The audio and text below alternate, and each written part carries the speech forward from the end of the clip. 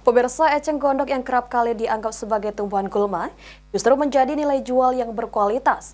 Hal itu dilakukan oleh warga perumahan Kebumen Gemilang Sejahtera, Sekojo, Kalidone.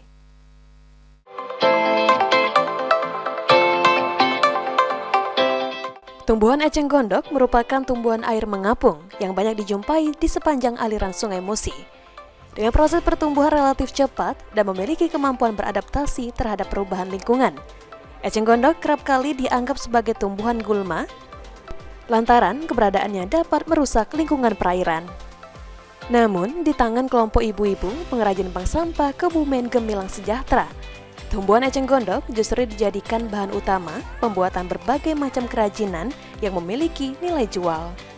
Fatima, dengan kondisi eceng gondok yang mengandung air cukup tinggi, menjadi kendala pada saat penjemuran.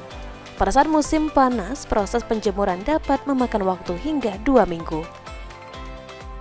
Cetusnya eceng gondok ini menjadi kerajinan karena melihat keprihatinan di Sumatera Selatan, khususnya kota Palembang, kita punya potensi eceng gondok yang sangat besar yang dianggap sebagai tanaman pengganggu atau gulma yang sering sekali kita lihat berkeliaran di sepanjang Sungai Musi.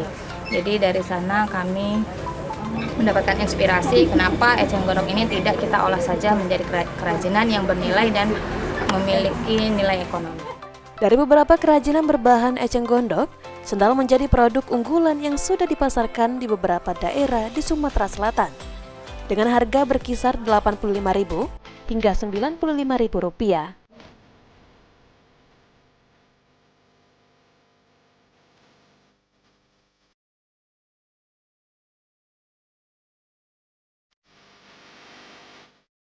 Eki Saputra, PAL TV.